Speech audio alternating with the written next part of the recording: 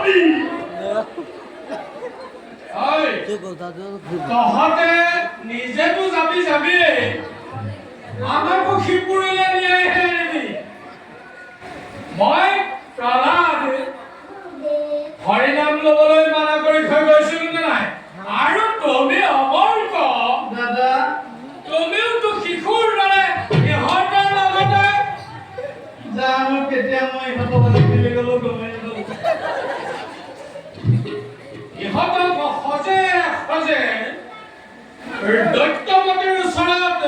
গতাই দিয়াইহে আমাৰ মংগল হ'ব হৈছে সিদ্ধান্ত কৰি আছো শুনিবা হয় এই